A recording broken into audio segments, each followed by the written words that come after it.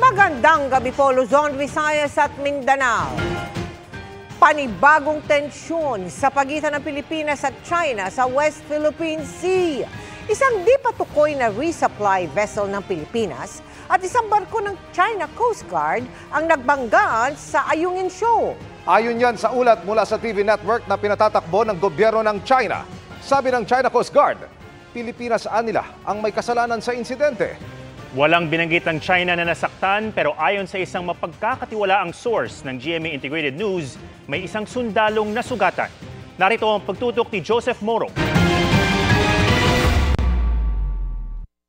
Madaling araw kanina, nagbanggaan ang isang hindi pa kinikilalang resupply vessel ng Pilipinas at barko ng China Coast Guard sa Ayungin Shoal. Base sa ulat ng Chinese state-run TV network na CGTN, iligal anilang pumasok ang barko ng Pilipinas sa dagat sa bandang Ayungin Shoal na tinatawag ng China na Renai Reef.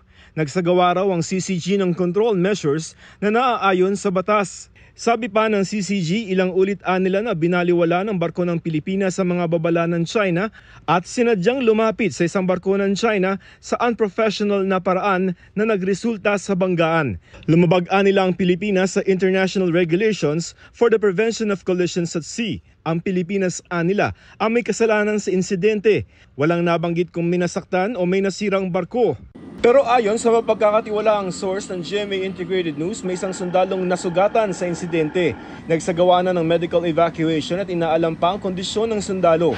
Ayon sa maritime security expert na si Ray Powell, water cannon ang karaniwang ibig sabihin ng control measure ng China. Sa monitoring rin ni Powell, kita sa mga satellite image ang isang barko ng Philippine Coast Guard sa may ibaba ng Ayungin Shoal nitong umaga at saka na lamang ito kumilos palapit ng Ayungin. It was down to the southeast, about 20 nautical miles southeast of Ayungin, and then just recently, in the last couple hours, has moved north to where the maritime militia have been.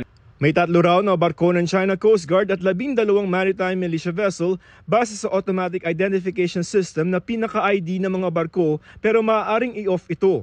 Ayon pa kay Powell, tila iba ang naging taktika ng resupply mission dahil hindi ito pumasok sa silangang bahagi ng Ayungin Shoal tulad ng nakagawian. The Philippine Coast Guard would come in from the east and escort the resupply vessels directly into Ayungin Shoal. Who exactly was escorting the resupply vessel is not clear from the ship tracks. Ang Philippine Coast Guard ang nag-escort sa mga resupply vessel ng Philippine Navy ng Armed Forces of the Philippines. Pero ayon sa Philippine Coast Guard, hindi raw kanila ang operasyon na to.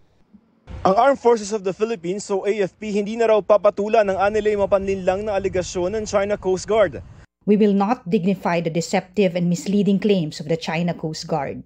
The main issue remains to be the illegal presence and actions of Chinese vessels within the Philippines' exclusive economic zone, which infringes on our sovereignty and sovereign rights. The continued aggressive actions of the CCG are escalating tensions in the region. Para sa GMA Integrated News, Joseph Morong, Nakatutok 24 Oras.